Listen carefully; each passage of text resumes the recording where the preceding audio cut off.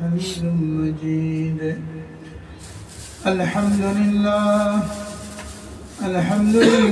نحمده ونستعينه ونستغفره ونؤمن به ونتوكل عليه ونعوذ بالله من شرور أنفسنا ومن سيئات أعمالنا.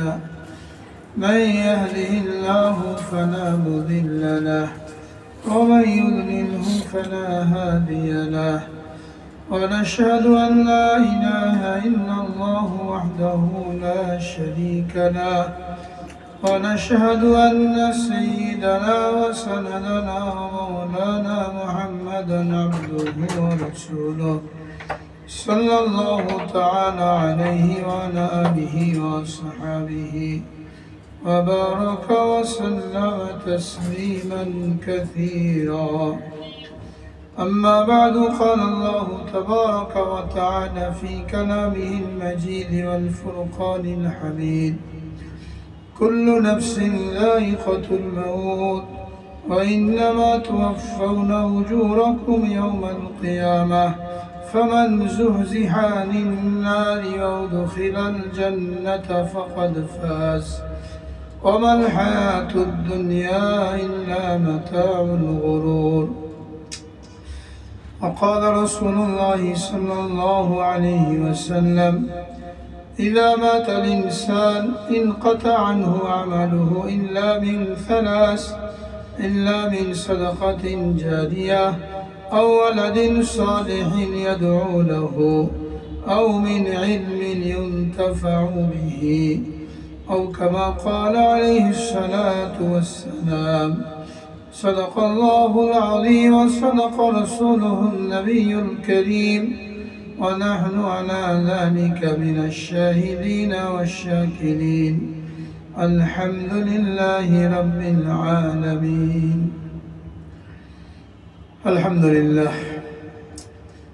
محترم حاضرین مجلس، برادران ইসলাম, আল্লাহ রাব্বুল আলামিন আমাদেরকে নির্দিষ্ট একটা হায়াত দিয়ে দুনিয়াতে পাঠিয়েছেন। যদিও আমরা জানি না আমাদের সে হায়াতের পরিমাণ কতটুকু, কিন্তু আল্লাহ রাব্বুল আলামিন দুনিয়াতে পাঠানোর আগেই আমাদের সেই যাওয়ার সময়টা নির্ধারণ করে রেখেছেন। যখন নির্ধারিত সময় আসবে, এক মুহূর্ত কাউকে সুযোগ দেওয়া হবে না, সে দিন কিংবা দুনিয়ার লাইনে যত বড় ব্যক্তিত্ব হোক। কোনো নবীকে সুযোগ দেওয়া হয় নাই, কোনো রাজা বাদশাকে সুযোগ দেওয়া হয় নাই, সাধারণ কোনো মানুষকেও সুযোগ দেওয়া হবে না। এটা আল্লাহ রাব্বুল আলামিন কোরআনে পাকের মধ্যে বারবার জানিয়েছেন: ইযা জা আজালুহুম লা ইস্তাখিরুনা সাআতান ওয়া লা ইস্তাকদিমুন। নির্ধারিত ওই সময় যখন আসবে, এক মুহূর্ত কাউকে সুযোগ দেওয়া হবে না। তবে সেই সময়টা কতটুকু, একটা হাদিস দ্বারা এতটুকু আন্দাজ করা যায়। একটা হাদিসের মধ্যে রাসূল আকরাম সাল্লাল্লাহু আলাইহি ওয়াসাল্লাম ইরশাদ করেন: আমার উম্মতি মা বাইনা 60 ওয়া 70 সানা। আমার এই উম্মতের বয়স হলো 60 থেকে 70 বছর। গড় হায়াত বয়ান করা হয়েছে। উম্মতে মুহাম্মাদি এদের হায়াত হলো 60 থেকে 70 বছরের ভিতরে। কেউ বেশি বাঁচে, 80-90 খুব কম, কিন্তু গড় যদি হিসাব করা হয় তাহলে 60 থেকে 70-এর ভিতরে। আর এখন মানুষের বিভিন্ন দুর্বলতা, অসুখ বিসুখ, খাদ্যের মধ্যে ভেজাল, এই সমস্ত কারণে মানুষের গড় হায়াত কমে 45 বছর কিংবা 52 বছর হয়ে গেছে। বিভিন্ন জরিপে বিভিন্ন রকম তথ্য দেখা যায়। কোনো জরিপে দেখা যায় এখনকার মানুষের গড় বয়স হলো 45 বছর, আর কোনো কোনো জরিপে দেখা যায় 52 বছর। আর হাদিসের মধ্যে বলা আছে 60 থেকে 70। তো 60 বছর যখন বয়স হয়ে যায়, কেউ হায়াত পেয়ে গেল, এরপরে তার জীবনে আমূল পরিবর্তন আনা দরকার। রাসূল আকরাম সাল্লাল্লাহু আলাইহি ওয়াসাল্লাম 63 বছর বয়সে ইন্তেকাল করেছেন। আবু বকর সিদ্দিক রাদিয়াল্লাহু তাআলা আনহু, তার এরকম বয়স ছিল। খাদিজা রাদিয়াল্লাহু তাআলা আনহা, তিনি 62-63 বছর হায়াত পেয়েছিলেন। এই সময় সাধারণত দুনিয়া থেকে বিদায় হওয়ার সময় আছে। তো এক নম্বর বিষয় হলো এই যে আমাদেরকে আল্লাহ রাব্বুল আলামিন নির্ধারিত একটা সময় দিয়ে দুনিয়াতে পাঠালেন। কি জন্য পাঠিয়েছেন, এর লক্ষ্য উদ্দেশ্য আমাদের সামনে নির্ধারণ করে দিয়েছেন যে আমাদের মূল লক্ষ্য হলো আখিরাত, জান্নাত, যেখানে আমাদের আদি পিতা হযরত আদম আলাইহিস সালামকে রাখা হয়েছিল। পরীক্ষার জন্য আল্লাহ রাব্বুল আলামিন দুনিয়াতে পাঠিয়ে দিয়েছেন এবং সেই গন্তব্য নির্ধারণ করে দিয়েছেন। যখন তাকে দুনিয়াতে পাঠানো হলো, আল্লাহ রাব্বুল আলামিন জানিয়ে দিলেন, কুলনা বিতু মিনহা জামিয়া, তোমরা সকলে দুনিয়াতে চলে যাও। ফাইম্মা ইয়াতিয়ান্নাকুম মিন্নি হুদা ফামান তাবিয়া হুদায়া ফালা খাউফুন আলাইহিম ওয়ালা হুম ইয়াহজানুন। এরপর আমার পক্ষ থেকে হেদায়েত যাবে, নির্দেশনা যাবে। ওই নির্দেশনা অনুযায়ী যে ব্যক্তি জীবন যাপন করবে তার কোনো পেরেশানি থাকবে না, টেনশন থাকবে না যে জীবন পরিত্যাগ করে চলে যাচ্ছে, আমি যাওয়ার পরে আমার সংসার কি করে চলবে, ব্যবসা বাণিজ্য কিভাবে চলবে, এর জন্য কোনো পেরেশানি থাকবে না। নতুন যে জীবনে পদার্পণ করতে যাচ্ছে ওই জীবনে আমার কি হবে, এর জন্য তার কোনো ভয় আর আশঙ্কা থাকবে না। লা খাউফুন আলাইহিম ওয়ালা হুম ইয়াহজানুন। নতুন যে জগৎ আসছে সেখানে কি হবে, এর জন্য কোনো ভয় হবে না। যে দুনিয়া ছেড়ে চলে যাচ্ছি, আমার পিছনে আমার বাল বাচ্চা, পরিবার পরিজন, এদের কি হবে, এর জন্য কোনো চিন্তা থাকবে না, কোনো দুঃখ থাকবে না, যারা সে হেদায়েত মতন জীবনযাপন করবে। এই জন্য ওই ব্যক্তিকে বুদ্ধিমান বলা হয়েছে যে তার দুনিয়ার এই জীবনটাকে কাজে লাগিয়ে প্রতিটি মুহূর্ত আখিরাতের প্রস্তুতির জন্য ব্যয় করে। হাদিসের মধ্যে বলা হয়েছে, আল কাইয়িসু মান দানা নাফসাহু ওয়া আমিলা লিমা বাদাল মাউত ওয়াল আজিজু মান আতবা নাফসাহু হাওয়াহা ওয়া তামান্না আলাল্লাহিল আমানি। বুদ্ধিমান এই ব্যক্তি যে নিজের খায়সাতকে পদানত করে, মন চায় জিন্দগিকে কোরবানি করে, রব চায় জিন্দগিকে সামনে রাখে এবং মৃত্যু পরবর্তী জীবনের জন্য প্রস্তুতি গ্রহণ করে। আর মূর্খ আহমক ওই ব্যক্তি যে নিজেকে খায়সাতের পিছনে ফেলে দেয় আর মনে করে আল্লাহ তো মাফ করে দেবেন, গফুরুর রহিম। আল্লাহর উপরে আশা রাখতে হবে, এটা ইমানের অঙ্গ, ইমানের অংশ। কিন্তু কখন, যখন আমি আমার সাধ্য মতন আল্লাহর হুকুম পালন করব, এরপরে যে ভুল ত্রুটি বিচ্যুতি হয়ে গেল এই জন্য আল্লাহর নিকট ক্ষমার আশা করা, এটা ইমানের অংশ। কিন্তু আমলই করলাম না, ইসলাম সম্পর্কে জানলামও না, মানলামও না, এরপরে যদি আশা রাখি, এটাকে বলা হয়েছে বেওয়াকুফি এবং মূর্খতা। সাধ্য মতন মানার জন্য চেষ্টা করা। এইভাবে আমরা আমাদের দুনিয়ার জীবনটাকে কাটাতে চেষ্টা করব। যেহেতু সকলকে চলে যেতে হবে, কোনো জায়গায় গেলে ওখান থেকে বের হওয়ার চিন্তা করতে হয় আগে। আমরা যখন বিদেশ যাই, যারাই যাই, তো বেশিরভাগ মানুষই কী করে, রিটার্ন টিকিট কেটে ফেলে, আবার ফিরে আসতে হবে। হজে যাক, উমরায় যাক, অন্য কোনো সফরে যাক, ব্যবসায়িক কাজে যাক, রিটার্ন টিকিট না নিয়ে খুব কম লোকই যায়। এক জায়গায় ঢুকলে ওখান থেকে আগে বেরোনোর ফিকির করতে হয়। দুনিয়ার লাইনে দেখি আমরা যখন হাটদুই যেতাম, হাটদুইয়ের হজরত নবরুল্লাহ রহমতুল্লাহ আলাই অনেকবার যাওয়া হয়েছে। ওখানে গেলে উনি জিজ্ঞেস করতেন, ফেরার নিজাম কবে, টিকিটের কি অবস্থা, এক নম্বর এটা জিজ্ঞেস করতেন। অনেকে মনে করতে, আর এসেই পারলাম না, উনি যাওয়ার কথা জিজ্ঞেস করেছেন কি জন্য। অনেকে হয়তো অন্যভাবে চিন্তা করতো, কিন্তু পরে হেকমত বয়ান করেছেন যে আসার আগে যাওয়ার ফিকিরটা করতে হবে। টিকিট না কেটে নিয়ে গেলে ফেরার টিকিট পাওয়া যাবে না। যে কোনো জায়গায় গেলে আগে ফেরার ব্যবস্থা করতে হবে। দুনিয়াতে আমরা যখন ঢুকে পড়েছি, এখন দুনিয়া থেকে বের হব কিভাবে, এইটা ফিকির করা, এটা চিন্তা করা, এটা বুদ্ধিমানের কাজ। যখন দুনিয়াতে চলে আসছি, এখান থেকে আমার যাওয়ার স্রোতটা কী হবে, কীভাবে যাবো আমি, এটা আমরা চিন্তা করি না। গতানুগতিক আমাদের দুনিয়ার জীবনটা চলতে থাকে, এরপরে মৃত্যু চলে আসে, কোনো প্রস্তুতি নাই, ফিকির নাই, কাউকে কিছু বলা নাই। মৃত্যু চলে আসলো, লোকেরা বললো হঠাৎ করেই লোকটা মারা গেল। তো হঠাৎ করে কেউ মারা যায়? ওই যে বললাম, মায়ের পেটে যখন আসে 4 মাস বয়স, তখনই তার জন্য 4টা জিনিস লিখে দেওয়া হয়েছে। যখন বাচ্চা পুরা শরীর গঠিত হয় 4 মাসে, 4 মাস পরে হায়াত দিয়ে দেওয়া হয়। 5 মাস এই হায়াত নিয়ে সে মায়ের পেটে বেড়ে উঠতে থাকে, 9 মাসে দুনিয়াতে আসে। তো যখন 4 মাস বয়স হয়ে গেল, শরীর গঠিত হয়ে গেল, রূহ চলে আসলো, আল্লাহ রাব্বুল আলামিন তার জন্য একজন ফেরেশতা নির্ধারিত করেন যে ওখানে তাকে দেখভাল করে, আস্তে আস্তে বড় করে তোলে এবং তার বের হওয়ার ব্যবস্থা করে, ফেরেশতা নিযুক্ত করে দিয়েছেন। আল্লাহ পাকের হুকুমে, আল্লাহ পাকের নির্দেশে ফেরেশতা তখন ওই নবজাতক এখনো যে দুনিয়াতে এসে পারে নাই তার জন্য 4টা জিনিস লিখে দেয়, এর ব্যতিক্রম হবেই না। আল্লাহ পাক জানিয়ে দেন এর জন্য 4টা জিনিস লিখে দাও।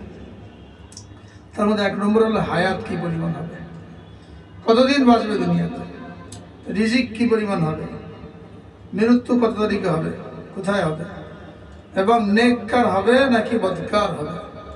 এই 4টা জিনিস তার লিখে দেওয়া হয়েছে। রিজিক কি পরিমাণ এটা লিখে দেওয়া হয়েছে। হাদিসের মধ্যে বলা আছে ইন্না নাফসান লান তামুত হাত্তা তাস্তাকমিলা রিজকাহা, কোন ব্যক্তি মৃত্যুবরণ করবে না ততক্ষণ পর্যন্ত সে তার রিজিককে পরিপূর্ণ না করবে। রিজিক থাকা অবস্থায় কেউ মারা যাবে না। একটা দানা যদি তার খাওয়া বাকি থাকে, এটা থাকা অবস্থায় সে মৃত্যুবরণ করবে না। 1 ফোঁটা পানি তার যদি রিজিকে থাকে, এটা পান করা পর্যন্ত তার মৃত্যু হবে না। যখন মৃত্যুর সময় ঘনিয়ে আসে তখন তার খানার জিম্মাদার, পানির জিম্মাদার, স্বাস্থ্যের জিম্মাদার ফেরেশতারা একে একে এসে তার কাছ থেকে বিদায় নেয়। যে ফেরেশতা রিজিকের জিম্মাদার ছিল সে বলে আমি সারা দুনিয়াতে খুঁজলাম, তোমার জন্য কোনো রিজিক আমি কোথাও পাইনি, তো আমার যাওয়ার সময় আমি বিদায় নিয়ে যাচ্ছি। খানার ফেরেশতা চলে যায়।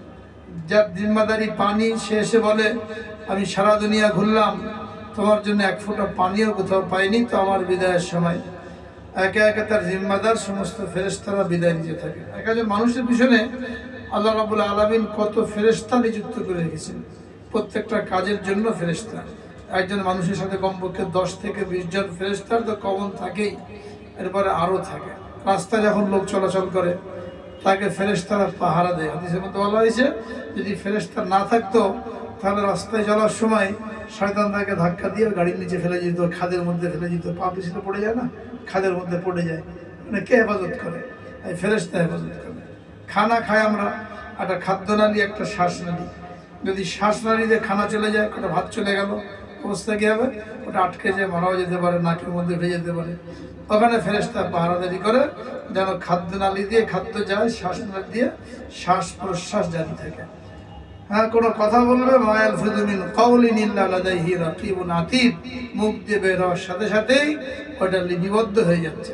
এইভাবে তালাশ করলে দেখা যাবে একজন মানুষের দায়িত্বে অনেক ফেরেশতা। তো ওই মায়ের পেটে রিজিক লিখে দেওয়া হয়েছে, ইন্না নাফসান লান তামুত হাত্তা তাস্তাকমিলা রিজকাহা। এই রিজিক পুরা না করা পর্যন্ত কোনো মানুষ মৃত্যুবরণ করবে না।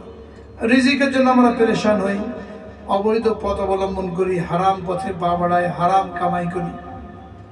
অথচ রিজিকে যেটা নির্দিষ্ট আছে ওটা আসবেই। বান্দা যদি সবর করে, হালাল পথে, হারাম পথে পা না বাড়ায়, তাহলে হালাল পথে ওই রিজিক সে পাবে। কিন্তু আমরা পেরেশান হয়ে যাই, বেসবর হয়ে যাই, হারাম পথে কামানোর জন্য চেষ্টা করি। যে সবর করতো তাহলে ওইটা তার কাছে হালাল পথেই আসতো, কম হোক কিংবা বেশি হোক। তো যে উদ্দেশ্য নিয়ে আমাদেরকে দুনিয়াতে পাঠানো হয়েছে, ওই উদ্দেশ্যকে স্মরণ রাখা, তার জন্য প্রস্তুতি নেওয়া, এটা তো বুদ্ধিমানের কথা বলা হয়েছে। এখন আমরা বের হব কিভাবে? বের হওয়ার সুন্নত তরিকা কি? মৃত্যুর প্রস্তুতি কিভাবে নিতে বলা হয়েছে, যার থেকে আমরা উদাসীন, গাফেল, এটা আমাদের বারবার চিন্তা করা দরকার। যেহেতু আমি জানি না আমার হায়াত কতদিন, প্রতিটি মুহূর্তে মৃত্যুর জন্য প্রস্তুত থাকা, হিসাব কিতাব রেডি রাখা। হাদিসের মধ্যে বলা হয়েছে কোনো ব্যক্তির জন্য রাতে ঘুমানো জায়েজ নাই এমন অবস্থায় যে তার বালিশের নিচে তার ওসিয়তনামা না থাকে। ওসিয়তনামা লিখে রাখতে হবে সবসময়। যদি এক্ষুনি মৃত্যু হয়ে যায় কি কি করবে লোকজন, লেনদেন, আমি কার কাছে কত পাই, কে আমার কাছে কত পায়, হিসাব কিতাব, কোথায় কি, কোথায় দাফন হবে, জমি জায়গা কীভাবে বন্টন হবে, কাকে কি দিতে হবে, এই সমস্ত বিষয় ওসিয়তনামার মধ্যে সবসময় লিখে রাখতে হবে। মনে করি আরও মনে হয় বাঁচবো, চলে গেলাম, কিছুই বলে যেতে পারলাম না, তো এখন ছেলেবেলা কী করবে, কার কাছে কত টাকা পাওনা, লেনদেন সবারই থাকে, অনেকের কাছে অনেক পাওনা থাকে। যদি আমি কারোর কাছে পাই এতে কোনো অসুবিধা নেই, এটা আমি কিয়ামতে পেয়ে যাব। কিন্তু আমার কাছে কেউ যদি পায় আর ওটা যদি আমি না দিই, তো 1 পয়সা, হাদিসের মধ্যে বলা হয়েছে 1 দানেক, 1 দিরহামের 6 ভাগের 1 ভাগ, এই পরিমাণ কেউ যদি ঋণ রেখে মারা যায় বা কারোর হক নষ্ট করে মারা যায়, তাহলে কিয়ামতের দিন এই এক দানেক মানে 1 টাকায় ধরেন, এই 1 টাকার জন্য তার 700 রাকাত ফরজ নামাজ দিয়ে দিতে হবে। নফল না, নফল তো ইচ্ছা মতন পড়া যায়, 1000 রাকাত পড়েন, কিন্তু ফরজ ইচ্ছা মতন পড়া যাবে? দৈনিক 17 রাকাত। তো 700 রাকাত ফরজ নামাজ পড়তে কতদিন লাগে? 1 টাকার জন্য 700 রাকাত ফরজ নামাজ দিয়ে দিতে হবে, যদি কারোর হক নষ্ট করে যাওয়া হয় কিংবা হারাম পথে কামাই করা হয়। এখন আমি লিখে রাখলাম না যে আমার কাছে কে কত পায়। অনেক লোক এরকম থাকে, চলতে ফিরতে লেনদেন থাকে, কিন্তু না বলার কারণে ছেলেপেলেরাও জানে না, ওইটা আর পরিশোধ করা হয় না। তো 1 নম্বর বিষয় হলো সবসময় ওসিয়ত করে রাখা, ছেলেপেলে হোক, স্ত্রী হোক, বা কোনো খাতা হোক। হয়তো আমার গোপন হিসাব, আমি কাউকে দেখাতে চাই না, কিন্তু খাতার মধ্যে লিখে রাখা দরকার যে লেনদেন কি অবস্থায় আছে। বিশেষ করে যারা বড় বড় ব্যবসা বাণিজ্য করে, অনেক লোকের সাথে লেনদেন, তাদের এই জিনিসটা যদি খেয়াল না রাখা হয়, তাহলে অনেক বড় ঋণের বোঝা নিয়ে দুনিয়া থেকে চলে গেল। 1 নম্বর কাজ হলো ওসিয়তনামা লিখে রাখা। সবসময় 50 বছর পার হলে তারপরে লিখবো এরকম না, কেন জানা তো নেই। যদিও গড় বয়স 60 থেকে 70 বলা হয়েছে, কিন্তু আমাদের সামনে বিভিন্ন বয়সে মানুষ মারা যায়। কেন মারা যায়? এটা আল্লাহ রাব্বুল আলামিন বান্দাকে বোঝাতে চান যে তোমার সামনে এই যে মৃত্যু সিলসিলা শুরু হলো, মায়ের পেট থেকে মৃত বাচ্চা পয়দা হচ্ছে, কমপ্লিট হয়ে গেছে, কিন্তু মৃত বের হচ্ছে, হওয়ার পরে মারা যাচ্ছে, 5 দিনে মারা যাচ্ছে, 1 মাসে মারা যাচ্ছে।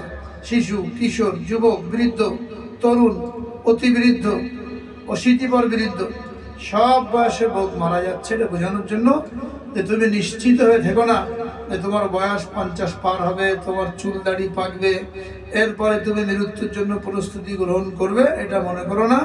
এই যে তোমার সামনে বিভিন্ন বয়সের লোক মারা যাচ্ছে, তোমারও এরকম যে কোনো মুহূর্তে ডাক চলে আসতে পারে, তার জন্য তোমার প্রস্তুতি কতটুকু সবসময় লিখে রাখে।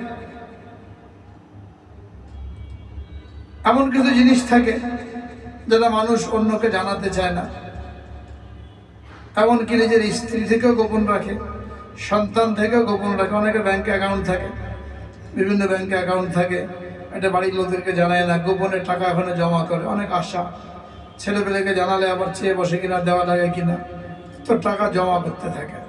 কেউ জানে না কত ব্যাংকে কত টাকা, এরকম অনেক লোক আছে। এখন এই লোকের যদি ইন্তেকাল হয়ে যায়, টাকাগুলো কে খাবে?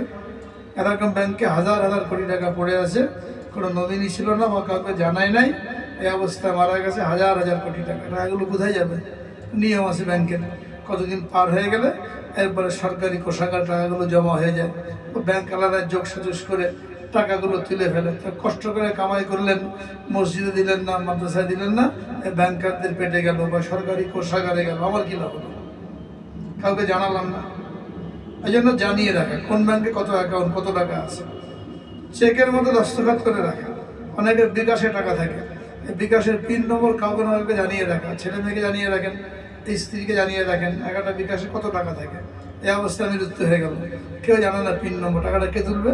50,000 টাকা, 1 লাখ টাকা বিকাশে জমা দিয়েছে, নগদের মধ্যে থাকে টাকা, থাকে না এরকমভাবে অনেকেই টাকা আছে। আপনি চিন্তা করেন এই নম্বরটা কাউকে জানানো হয়েছে কিনা, আপনার যে বিকাশ আছে এই নম্বরটা কাউকে জানিয়েছেন কিনা, নগদ আছে এই নম্বরটা কাউকে জানিয়েছেন কিনা, চেকে দস্তখত করা আছে কিনা। যদি দস্তখত করা না থাকে, নমিনিও নাই, টাকাটা কে তুলবে? তোলার কোনো সুযোগ নেই, অনেক কষ্ট।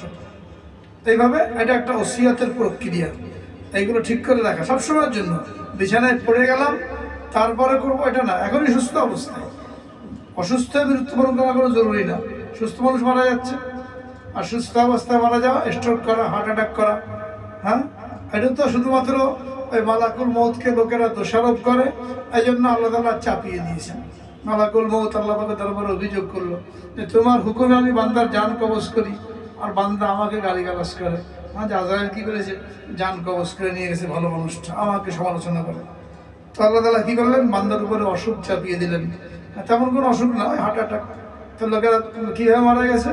কেবল মালাকুল মৌত জান নিয়ে গেছে, কি বলে? হার্ট অ্যাটাক করেছে, স্ট্রোক করেছে। তখন দোষটা কার হয়ে গেল? হার্ট অ্যাটাকের দোষ হয়ে গেল, স্ট্রোকের দোষ হয়ে গেল, মালাকুল মৌতের কথা ভুলে গেছে মানুষ। এটা আল্লাহ তাআলা চাপিয়ে দিয়েছেন। আর যদি লম্বা সময় অসুস্থ থাকে, তাহলে তো ওদিকে মানুষের জেন যায়, বা বয়স বেশি, পরিণত বয়সে চলে গেলে তখন যদি মৃত্যুবরণ করে, তখন ওইটাই মানুষের জেনের মধ্যে আসে। তো একটা হলো ওসিয়ত করে যাওয়া, লেনদেন কি অবস্থা। 2 নম্বর হলো যখন মৃত্যুর আলামত দেখা যায়, মৃত্যুর সময় চলে আসে, তখন ঘরের লোকেরা কি আচরণ করবে, কিভাবে প্রস্তুতি নেবে। যখন মৃত্যু হয়ে গেল তখন কি করবে, যখন দাফন কাফন করা হয়ে গেল তখন কি করবে। এই 3টা ধাপ, এই 3টা ধাপের কথা বারবার হাদিসের মধ্যে দিক নির্দেশনা দেওয়া হয়েছে। যখন মৃত্যুর আলামত দেখা গেল বা মনে হচ্ছে মৃত্যু হবে, তো আমার এই মৃত্যু যেন ইমানের সাথে হয়, কালেমার সাথে হয়। এটা হলো দুনিয়া থেকে বের হওয়ার ফিকিস। ইমানই মৃত্যু যেন হয়, কালেমার মৃত্যু যেন হয়, এটা হলো মূল বিষয়। হাদিসের মধ্যে কি বলা হয়েছে, মান কানা আখিরু কালামিহি লা ইলাহা ইল্লাল্লাহ দাখালাল জান্নাহ। যে ব্যক্তি শেষ কথা কালেমা হবে, সে ব্যক্তি জান্নাতে প্রবেশ করবে।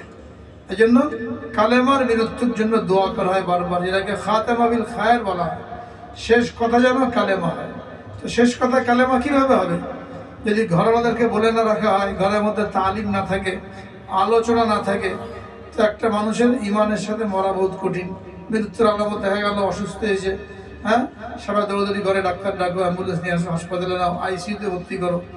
তখন যে দরকার ছিল তার পাশে বসে সূরা ইয়াসিন পড়া, কালেমার তালকিন করা, যাতে করে ইমানি মৃত্যু হয়।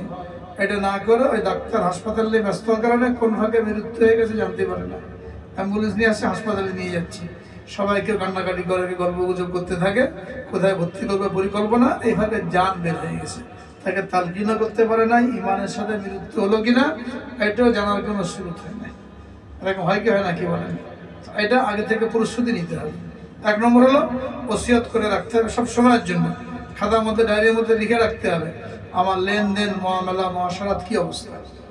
2 নম্বর হলো যখন মৃত্যুর সময় ঘনিয়ে আসবে তখন লোকেরা কি করবে, মুমূর্ষু অবস্থায় কি করণীয়, এ সম্পর্কে হাদিসের মধ্যে দিক নির্দেশনা দেওয়া হয়েছে।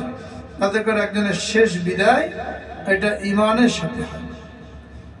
যারা অসুস্থ হয়ে পড়ে থাকে বা হঠাৎ করে অসুস্থ হয়ে পড়লো, বুঝা যায় যে আর বাঁচার কোনো সম্ভাবনা নাই, তখন হাসপাতালে দৌড়দৌড়ি না করে, ডাক্তারের জন্য ফিকির না করে বা কেউ করতে থাকলো, যারা ঘরে থাকে তাদের জন্য জরুরি হলো তার পাশে বসে সূরা ইয়াসিন তেলাওয়াত করতে থাকা। সূরা ইয়াসিনের বহুত ফজিলত। আর হাদিসের মধ্যে বলা হয়েছে, মৃত্যু পথযাত্রী ব্যক্তি তার পাশে যদি সূরা ইয়াসিন তেলাওয়াত করা হয় তাহলে তার মৃত্যু কষ্ট সহজ হয়ে যায়, জানটা আসানির সাথে বের হয়ে যায়। মৃত্যুর কষ্ট কত, এটা যে মৃত্যুবরণ করেছে সেই বলতে পারবে। 10 জন যুবক যদি ধারালো তরবারি নিয়ে একজন জীবিত মানুষের উপরে কুপানো শুরু করে, টুকরা টুকরা করতে থাকে, তার যে পরিমাণ কষ্ট হয়, মৃত্যুর কষ্টটা এরকম। অথবা দৃষ্টান্ত দেওয়া হয়েছে, একটা কাঁটাওয়ালা ডাল, বড় বড় শক্ত কাঁটাওয়ালা ডাল যদি ভিতরে ঢুকিয়ে দেয়, যে প্রত্যেকটা পশমের গোড়া দিয়ে কাঁটা বেরিয়েছে, এরপরে 2-3 জন যুবক মিলে যদি ওই ডালটাকে টানতে থাকে মুখের ভিতর দিয়ে, তো ডালটা কি সহজে বের হবে? নাড়ি ভুড়ি চামড়া গোস্ত সব ছিঁড়ে খুলে বের হতে থাকবে। এরটা কেমন কষ্ট হবে? ঠিক এরকম মৃত্যুর কষ্ট। আর একটা দৃশ্য দেওয়া হয়েছে, একটা জীবন্ত বকরি, তাকে যদি আগুনে পোড়ানো হয়, ঝলসানো হয়, তার যেমন কষ্ট হয়, একজন মানুষের মৃত্যুর সময় এরকম কষ্ট হয়। তো যখন সূরা ইয়াসিন তেলাওয়াত করা হয়, তো সূরা ইয়াসিন তেলাওয়াত করলে এই মৃত্যু কষ্টটা একদম লাঘব, সে বুঝতে পারবে না। যেটাকে মুমিনের মৃত্যু বলা হয়েছে, যে মুমিনের মৃত্যু এত সহজ। যেমন আগে আটার খামিরা বানানো হয়, খামিরার মধ্যে যেটা লম্বা চুল থাকে, চুলটা টান দিলে কত সহজে বেরিয়ে আসে, কোনো কষ্ট অনুভূত হয় না। ঠিক মুমিনের রূহ এরকম আসানির সাথে বের হয়ে আসে, আশেপাশের লোকেরা বুঝতেই পারে না কোন সময় সে মৃত্যুর কোলে ঢলে পড়েছে। এটা মুমিনের মৃত্যু। খামিরা থেকে যেমন চুল বেরিয়ে আসে সহজে টান দিলে, মুমিন ব্যক্তির রূহ ওইভাবে বেরিয়ে আসে। আর মুমিন যদি না হয় তার কষ্ট। আর মুমিন ব্যক্তিরও কখনো কষ্ট হয়, কপালে ঘাম দেখা দেয়, এটা হলো তার যা কিছু গুনাহ ছিল, এই মৃত্যুর কষ্টের দ্বারা ওই গুনাহগুলো মাফ হয়ে একেবারে পাক সাফ হয়ে সে দুনিয়া থেকে বিদায় হয়। তো ঘরের লোকজন যারা আছে এদেরকে বলে রাখতে হবে, যখন এই অবস্থা দেখা দেয় তখন চিল্লা পাল্লা কান্নাকাটি না করে পাশে বসে সূরা ইয়াসিন তেলাওয়াত করবে, কালেমার তালকিন করতে থাকবে। কালেমার তালকিন কি? যারা বসবে আশেপাশে এরা অনুচ্চ স্বরে কালেমায়ে তাইয়্যিবা কিংবা কালেমায়ে শাহাদাত পড়তে থাকবে। মৃত ব্যক্তিকে পড়ার জন্য বলবে না, পড়ার জন্য নির্দেশ করলে তার তখন যে কষ্ট, এই কষ্টের কারণে সে যদি বলে যা পড়বো না, আল্লাহ না করেন এরকম যদি বলে, তাহলে কেমন যেন সে কালেমাকে অস্বীকার করবে।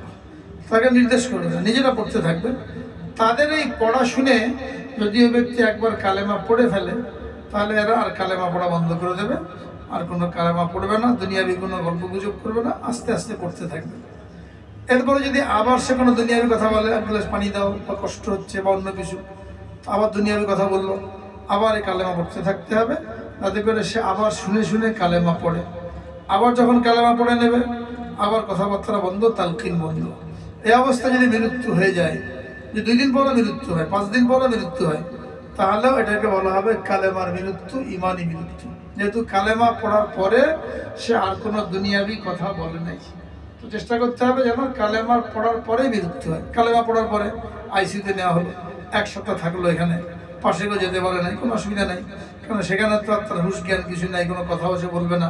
5 দিন পরে মৃত্যু হয়ে গেল, ওটা কালেমা মৃত্যু হলো। কিন্তু এইগুলো না করে তাকে যদি টানা হেঁচড়া করা হয়, ডাক্তারখানে নিয়ে যাওয়ার জন্য ব্যস্ত হয়ে যাওয়া হয়, হ্যাঁ, দৌড়দৌড়ি করা হয়, তাহলে আর তাকে তালকিন করার সুযোগ হলো না, তারও কালেমা পড়ার সুযোগ হলো না।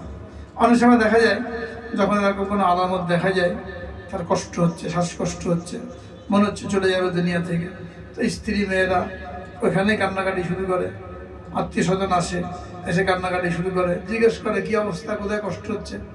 এখন এগুলো জিজ্ঞেস করার সময় না, কান্নাকাটি করার সময় না, আত্মীয় স্বজন যারা আসবে তারা এসে জিজ্ঞেস করার সময় না, সবাই পাশে বসে কালেমা পড়তে থাকবে। এই কান্নাকাটি করার কারণে তার দিল আবার দুনিয়ার দিকে মায়ের হয়ে যেতে পারে।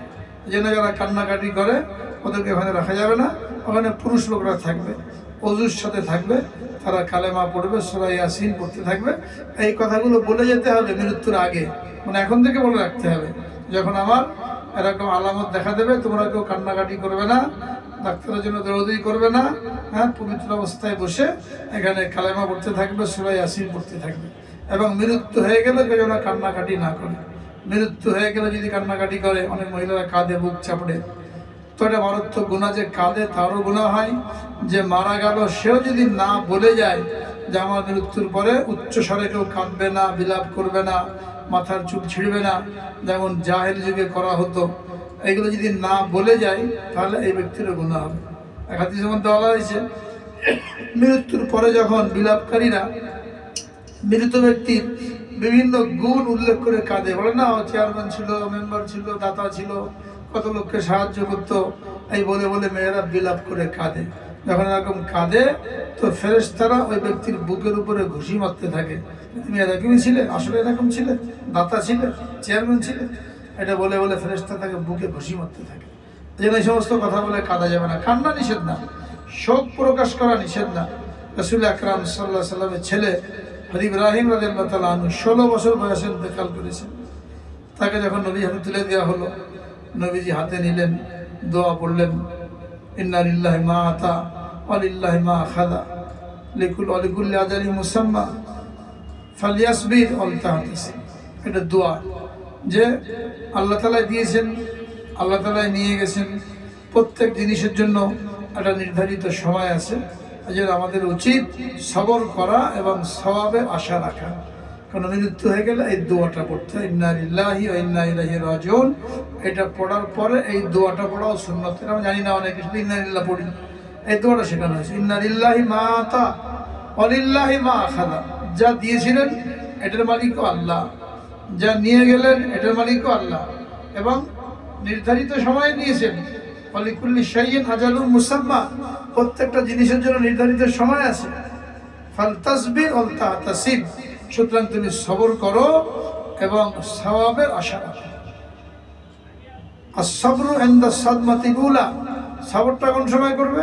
যখন প্রথম ধাক্কা লাগে, প্রথম কষ্ট হয়, ওই সময়কার সবর হলো আসল সবর। সবর তো একসময় হয়ে যায়, 3 দিন কান্নাকাটি করার পরে সবর করলাম, ওই সবরের কোনো দাম নেই। যখনই ঘটনা ঘটলো তখনই সবর করা, বুক না চাপড়ানো, হাউতাস না করা, কোনো অভিযোগ না করা, এটাকে বলা যায় সবরু ইনদা সাদমাতিল উলা। সবর হলো প্রথম যখন ধাক্কা লাগে, দুঃখ লাগে, তখন যে সবর করা এটার দাম। তো নবীজির কোলে দেওয়া হলো, এই দোয়া পড়লেন, তার চোখ দিয়ে দর দর করে পানি গড়িয়ে পড়ছিল, আওয়াজ নাই, চোখ দিয়ে পানি গড়িয়ে পড়ছিল। সাহাবী জিজ্ঞেস করলেন, ইয়া রাসূলুল্লাহ, আপনিও কাঁদেন? সাহাবী আশ্চর্য হয়ে গেল যে আপনিও কাঁদেন? নবীজি বললেন, এটা শোকের বহিঃপ্রকাশ, এটা নিষেধ না।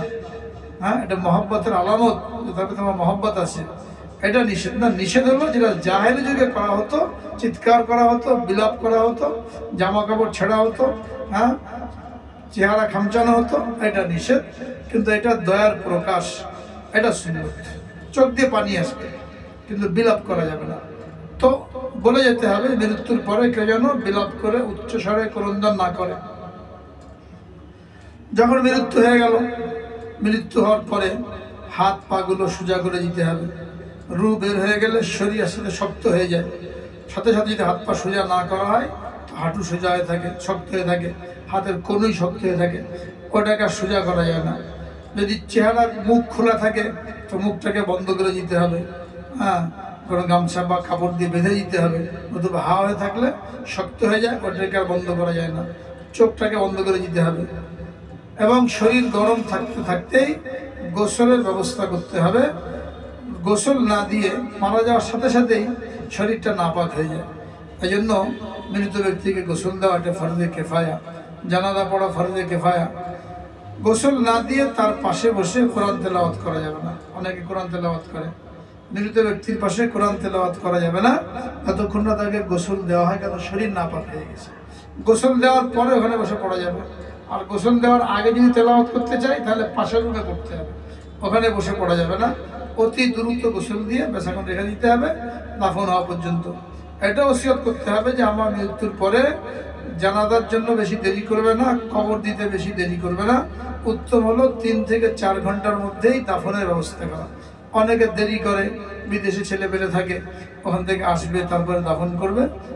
এরকম যদি কারো ব্যাপারে সম্ভাবনা থাকে তাহলে ওইটা বলে যেতে হবে যে 3-4 ঘন্টার মধ্যেই দাফন করে দিতে হবে, কারোর জন্য দেরি করা যাবে না। দেরি করে কি লাভ? এসে চেহারায় দেখবে, চেহারা দেখলে কি হবে? মৃত্যুর পরে তো এখন যে কাজ মূল, এটা হলো তার জন্য দোয়া করা। ওখানে বসে দোয়া করতে পারবে, দেশে এসেও কবর জিয়ারত করতে পারবে। জানাজায় করতে হবে এটা কোনো জরুরি না। জানাজা একটা দোয়া, কবর জিয়ারত মৃত ব্যক্তিকে সওয়াব পৌঁছানোর একটা পদ্ধতি, জানাজাও একটা পদ্ধতি। যারা উপস্থিত থাকবে তারা জানাজা পড়ে ফেলবে। দূরের কোনো আত্মীয় স্বজনের জন্য দেরি করা যাবে না। এই কথাগুলো মৃত্যুর আগে বলে যেতে হবে। যদি না বলে আর ছেলেপেলেরা দেরি করে তো যারা দেরি করলো এদেরও গুনাহ হবে, এ ব্যক্তি না বলে যাওয়ার কারণে এ ব্যক্তিও গুনাহগার হতে থাকবে। দেরি করা যাবে না 3 থেকে 4 ঘন্টার মধ্যে। যদি সকালবেলা মারা গেল, রাতে যদি মারা যায়, রাত 10টায় মারা গেছে, আর কবরস্থানও পাওয়া যাবে না, বন্ধ, লোকও পাওয়া যাবে, তখন তো বাধ্য হয়ে 10 ঘন্টা দেরি করতেই হবে। কিন্তু আজকে রাতে মারা গেল বলে কালকে দুপুরে জোহরে পরে জানাজা হবে, এটা আবার অতিরিক্ত দেরি হয়ে গেল। সকাল 8টা-9টার মধ্যে জানাজা দিয়ে দিতে হবে। নামাজের পরে বেশি মুসল্লি সমাগম হবে, এই জন্য জানাজা দেরি করা নিষেধ। বেশি হবে কি লাভ?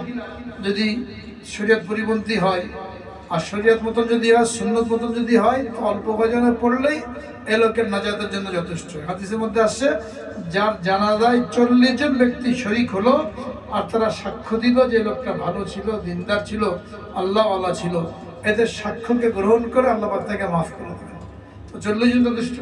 বেশি লম্বা অনেক লোক যেমন সমাগমের জন্য দেরি করলাম, আজকে সন্ধ্যার সময় মারা গেল, কালকে জোহরের পরে জানাজা, এই দেরি করলে গুনাহ হবে। যে শহরে মারা গেল ওই শহরের মধ্যে দাফন করার জন্য ওসিয়ত করে যেতে হবে। দূরে নেওয়ার জন্য বলা যাবে না। ঢাকায় থাকে, এখন জেলাতে নিয়ে যেতে হবে, খুলনা, বরিশাল, ফরিদপুর, এখানে নিয়ে যাবে। এখন 8-10 ঘন্টা দেরি হবে, অ্যাম্বুলেন্স ভাড়া হবে, অনেক টাকা পয়সা নষ্ট। এই যে দেরি হচ্ছে, গুনাহ হতেই থাকে। যারা নিয়ে গেল এদেরও গুনাহ হবে। আর ওই ব্যক্তি যদি ওসিয়ত করে যায় যে আমার বাপের কবরের পাশে আমার কবর দিও, সেও গুনাহগার হবে। এই ওসিয়ত মানা যাবে না। কিছু কিছু ওসিয়ত মানা যায় না, যেমন অমুক জায়গায় আমাকে দাফন করো, এটা মানা যাবে না। অমুক লোক যেন আমার জানাজা পড়াই, ওসিয়ত ঠিক আছে, কিন্তু এখন সে লোক থেকে অনেক দূরে, আসতে 10 ঘন্টা লাগবে। এখন তার জন্য জানাজা দেরি করা যাবে না। যাকে সামনে পাওয়া যাবে তাকে দিয়ে পড়িয়ে নিতে হবে। হ্যাঁ, শরীয়ত সম্মত ওসিয়ত যেগুলি আছে এইগুলো পুরা করা জরুরি। যেমন কাউকে দান করতে হবে, হেবা করতে হবে। তো মৃত্যুর সাথে সাথে মানুষ 3 ভাগে ভাগ হয়ে যাবে।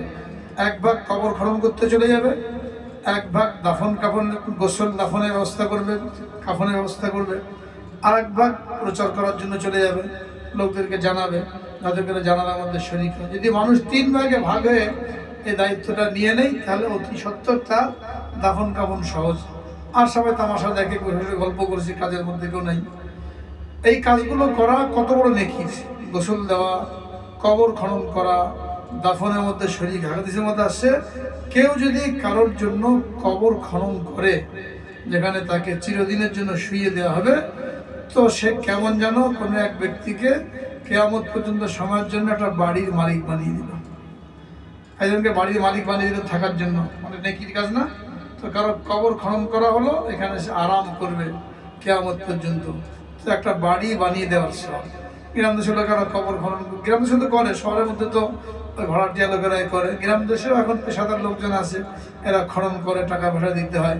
স্বেচ্ছায় খনন করার লোক খুব কম পাওয়া যায়, এটাও থাকা দরকার। তারা এই কবর খননের মধ্যে শরীক হবে, তারা এই পরিমাণ নেকি লাভ করবে।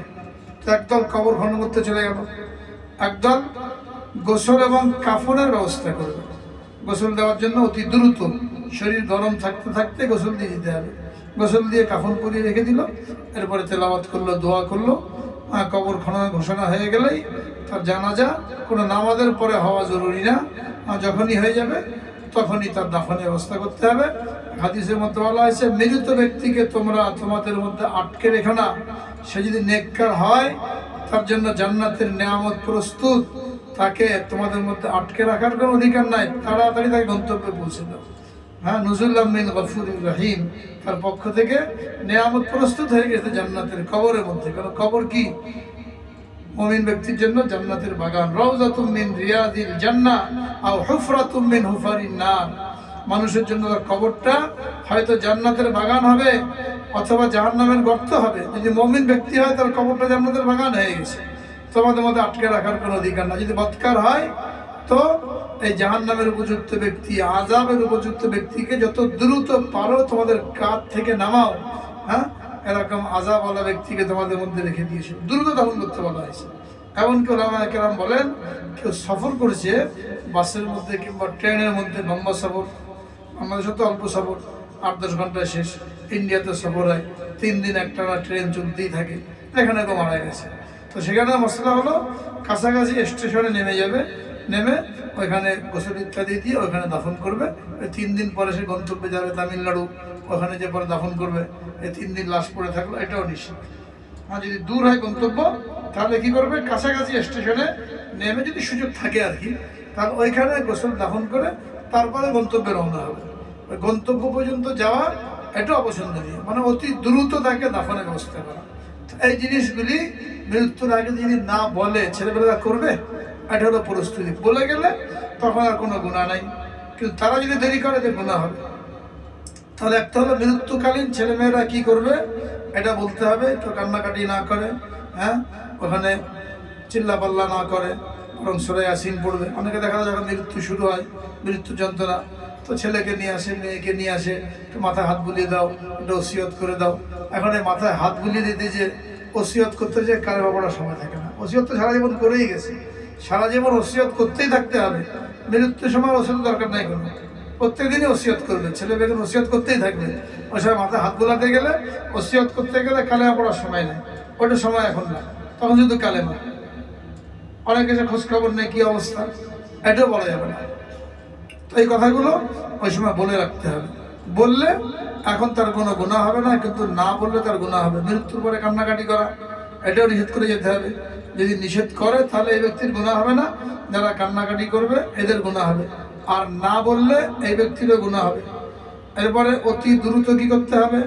দাফন কাফনের ব্যবস্থা করে ফেলতে হবে। সুন্নত তরিকায় গোসল দিতে হবে। গোসল দেওয়া এটা বহুত বড় সওয়াবের কাজ। কবর খনন করা এটাও সওয়াবের কাজ। জানাজার মধ্যে শরীক হলে 1 কিরাত পরিমাণ সওয়াব পাওয়া যায়। আর কেউ যদি জানাজার পরে দাফনের মধ্যে শরীক হয় তাহলে 2 কিরাত সওয়াব তার আমলনামায় লেখা হয়। সাহাবায়ে যেটা কিরাত কি জিনিস, নবীজি বললেন কিরাত হলো 1 কিরাত হলো উহুদ পাহাড় বরাবর। উহুদ পাহাড় কত বিশাল, যারা হজে গেছেন, উমরায় গেছেন, দেখে আসছেন, এই পরিমাণ নেকি। তো যে জানাজা পড়লো এই পরিমাণ নেকি তার আমলনামায় লেখা হলো। আর যে ব্যক্তি দাফনেও শরীক হলো সে আর এক কেরাত সওয়াব পেল। আমরা সামান্য অজুহাতে এই নেকি থেকে বঞ্চিত হয়ে যাই, জানাজা পড়ে চলে গেলাম, দাফনে আর যাই না। এখন তো আপনজন হলে যায়, আপনজন না হলেও এটা একটা সুযোগ দাফনের মধ্যে শরীক হওয়া। যেন একান্ত ব্যস্ততা না থাকলে দাফনেও শরীক হতে হবে। আমি দাফনে শরীক হলাম, হ্যাঁ, তো আমার মৃত্যুর পরেও তো লোকেরা আমাদের সাথে সেই মোয়ামেলাই করবে। 6টা হক বলা হয়েছে মুসলমানের, এক মুসলমানের আর এক মুসলমানের 6টা হক। তার মধ্যে একটা হলো ইত্তেবাউল জানায়েজ, জানাজার সাথে সাথে যাওয়া, জানাজার সাথে গমন করা, দাফনের মধ্যে শরীক হওয়া। যারা কবর খনন করবে সেখানেও ওসিয়ত করে যেতে হবে কবর যেন সুন্নত তরিকা মতন খনন করা হয়। আমাদের দেশে সুন্নত তরিকা মতন কবর খনন করা হয় না। কবর খনন করা সুন্নত তরিকা হলো এরকম ঢালু করতে হবে। যেমন আমরা ডান দিকে কাত হয়ে কেবলামুখিয়ে ঘুমালে যেমন সিনাটা কেবলার দিকে থাকে, সিনার মধ্যে ইমান থাকে। যখন কবরে রাখা হলো তখন খেয়াল করতে হবে সিনা যেন কেবলার দিকে থাকে। আমাদের দেশে কি করা হয়, কবরটা সমান এরকম সমান করে দেওয়া হলো, লাশটাকে সমান করে শুয়ে আসমানের দিকে সিনা আর ঘাটটাকে কাত করে কেবলার দিকে করে দিই। তো মুখ কেবলার দিকে করলে হবে না, সিনার মধ্যে ইমান। নামাজের মধ্যে যদি চেহারা কেবলার দিকে ঘুরে যায় তাহলে নামাজ নষ্ট হবে না, কিন্তু সিনা যদি ঘুরে যায় তাহলে কি হবে, নামাজ নষ্ট হয়ে যাবে। তো কবরের মধ্যে শুধু মুখটা কেবলার দিকে করলে হবে না, সিনাটা কেবলার দিকে করতে হবে। এই জন্য যারা গ্রাম দেশে কবর খনন করে এদেরকে শিখিয়ে দিতে হবে যে সোজা করে খনন করার পরে লাস্টে যে এরকম ঢালু করে দেবে। আমাদের দেশে বেশি থেকে বেশি কি করে, ওই কবর সমানই করা হয়, এরপরে শোয়ানোর পরে পিঠে একটা, মাথার দিকে একটা, পায়ের দিকে 3টা মাটির চাই দিয়ে দেওয়া হয়, তাহলে একটু কেবলামুখী হয়। এটা না করে যদি এরকম ঢালু খনন করা হয়, হ্যাঁ, যে শোয়ালে পরে কি হলো, মানে কবর তো পুরাটাই সমান করে করলো, এরপরে দেওয়ালের দিকে এসে কি করবে, ঢালু করে দেবে, তাতে করে কোনো মাটি দিয়ে তাকে ঠেকা না দিতে হয়, সরাসরি যেন কেবলার দিকে সিনাটা হয়ে যায়, চেহারাও কেবলার দিকে হয়ে যায়। এটা বলতে হবে। গ্রামে গেলে যারা গ্রামে কবর খনন করে এদেরকে ডেকে এটা বোঝাতে হবে। লোকে মানতে চায় না, অনেক জায়গায় আছে এরকম কোনো রাগারাগি করে, হ্যাঁ, সারা জীবন করে আসলাম, বাপ দাদাকে কবর দিলাম, ওই অধিমে থেকে মশলা নিয়ে আসছে না, এই কথা বললে এই সুন্নত থেকে বঞ্চিত হয়ে যায়। তো বাপ দাদার কথা বললে হবে না, আগে মশলা না জানার কারণে, প্র্যাকটিক্যাল মস্ক না থাকার কারণে উল্টা পাল্টা করা হয়েছে। এখন যখন মশলা জানলেন তো বাপ দাদা দোহাই দিলে চলবে, এটা বলতে হবে। ঢাকা শহরের মধ্যে যে কবরস্থানগুলো আছে এখানে যারা কবর খনন করে নির্দিষ্ট লোক, এদেরকে বললে এরা অনেক সময় করে দেয়, এদেরকে বলতে হবে, গ্রামের দিকে বলতে হবে। বলা হচ্ছে বিসমিল্লাহ আলা মিল্লাতি রাসূলিল্লাহ, আল্লাহর নামে রসুলের তরিকা রাখলাম। মুখে বললাম রসুলের তরিকা রাখলাম, কিন্তু তরিকা তো রসুল হলো না, অত সুন্নত পরিপন্থী তরিকা হয়ে গেল। তো শেষ বিদায়, শেষ গমন, শেষ শয়ন, এই সবগুলো যেন সুন্নত তরিকা মতন হয়, এটার উপরে নির্ভর করে খবরের সোয়াল জবাব তার জন্য কতটুকু আসান হবে। আর যদি সুন্নত তরিকা এখানে না থাকে তাহলে সোয়াল জবাবের মধ্যেও কঠোরতা চলে আসবে। এটা শেখাতে হবে। যখন বাঁশের চালি দেওয়া হয়ে গেল, এখন মাটি দিতে হবে। অনেকে জুতা খোলার ভয়ে বা হাতে কাদা লেগে যাবে, ওই দূর থেকে একটু মাটি নিয়ে এরকম ছুঁড়ে মারে, এটা সুন্নতের খেলা। সুন্নত কি, কাছাকাছি যাবে, যে মহব্বতের সাথে, হ্যাঁ, এক মুঠ মাটি নেন, মিনহা খালাকনাকুম, এক মুঠ মাটি আস্তে করে দিল, ওয়াফিহা নুঈদুকুম, আর এক মুঠ দেন, ওয়ামিনহা নুখরিজুকুম তারাতান উখরা। এটা বলে তৃতীয়বার, 3বার মাটি দেওয়া সুন্নত। এই আয়াতটা পড়ে অর্থের দিকে খেয়াল করে, মিনা খালাকনাকুম, হে মানুষ তোমাকে আমি এই মাটি থেকে তৈরি করেছি, ওয়াফিহা নুঈদুকুম, আবার তোমাকে মাটির মধ্যে ফিরিয়ে নিয়ে আসলাম, ওয়ামিনহা নুখরিজুকুম তারাতান উখরা, আবার তোমাকে এই মাটি থেকে বের করা হবে। এই দোয়াটা পড়ে নিজের কথা চিন্তা কর। আজকে আমরা বন্ধুকে, আমার বাপকে, আমার ভাইকে শুয়ে দিয়ে গেলাম, কালকে আমারও এই অবস্থা আসবে। এই জন্য কবরস্থানে যেতে বলা হয়েছে। প্রথম যুগে কবরস্থানে যাওয়া নিষেধ ছিল, লোকেরা কান্নাকাটি করতো। এরপর ওই যে বলেছেন আমি তোমাদেরকে কবরস্থানে নিষেধ করেছিলাম, এখন তোমরা কি করো, কবরস্থানে যাও, কবর জিয়ারত করো, ফাইন্নাহা তুযাক্কিরুল আখিরা, এর দ্বারা আখিরাতের ফিকির পয়দা হয়। তো এই সুযোগকে কেন্দ্র করে কবরস্থানে যে এই চিন্তাটাকে কাজে লাগানো, যে কেমন যেন আমি আপনজনকে রেখে গেলাম, কালকে আমাকে রাখা হবে। এখন দূর থেকে অনেকে যে কবর হাসাহাসি করে, ওইখানেও ছবি তুলে গল্প করতে, ওদেরকে কবর খনন করা হচ্ছে, এদিকে বন্ধু বান্ধব বসে হাসাহাসি করছে, গল্প করছে। এক হাদিসে বলা হয় সবচেয়ে নিকৃষ্ট ওই ব্যক্তি আল্লাহ পাকের নিকট যে কবরস্থানে যে হাসাহাসি করে। সবচেয়ে নিকৃষ্ট যে কবরস্থানে যে হাসাহাসি করে, হাসার জায়গা। রাসূল আকরাম সাল্লাল্লাহু আলাইহি ওয়াসাল্লাম কবরস্থানে গেছেন সাহাবীর কবর দেওয়ার জন্য। কবর রেডি করা হচ্ছে, নবীজি মাটির দিকে মাথা নত করে বসে রয়েছেন, গভীর চিন্তা, মর্মবেদনা, হাতে একটা লাঠি ছড়ি মতন, ওটাতে দাগ দিচ্ছেন। সাহাবায়ের অবস্থা দেখে নবীজির নিকট জমা হয়ে গেলেন। নবীজি বললেন, তোমরা জানো কবর কি বলে? এমন কোনো দিন যায় না যেদিন কবর ডেকে এই কথা না বলে, হে বনি আদম, আমি পোকামাকড়ের ঘর, আমি নির্জনতার ঘর, আমি অন্ধকার ঘর, আমার ভালো ব্যবহার পাওয়ার জন্য তুমি এরকম আমল করে আসো। প্রত্যেক দিন কবর এরকম ডেকে বলতে থাকে। যখন নেককার লোককে রাখা হয় কবরে, কবর তখন বলে, যত লোক আমার উপরে চলাফেরা করত মাটির উপরে, তার মধ্যে তুমি আমার সবচেয়ে প্রিয় ছিলে। আজকে তোমাকে আমার সুপুর্দ করা হয়েছে, তুমি আমার ব্যবহার দেখতে পাবে। এই কথা বলে কবর দুই দিকে প্রসারিত হয়ে যায়, দৃষ্টির শেষ সীমা পর্যন্ত কবর প্রসারিত হয়ে যায়। আর যদি বদকার লোক হয় তো কবর বলে, যত লোক চলাফেরা করতো আমার উপরে, তার মধ্যে তুমি সবচেয়ে নিকৃষ্ট ছিলে। আজকে তোমাকে আমার হাওলা করা হয়েছে, আমার ব্যবহার দেখতে পাবে। এই কথা বলে কবর দুই দিক থেকে মাটি চেপে আসে, দেওয়াল দুই দিক থেকে চেপে আসে। রাসূল আকরাম সাল্লাল্লাহু আলাইহি ওয়াসাল্লাম এরকম দেখিয়েছেন, পাঁজরের হাড্ডি এরকম আছে, কি যদি চাপ খায় যেমন এরকম ঢুকে যায়। এই কবর দুই দিক দিয়ে চাপ দেওয়ার কারণে দুই পাঁজরের হাড্ডিগুলো এরকম থাকার পরেও এরকম একটার মধ্যে একটা ঢুকে যায়।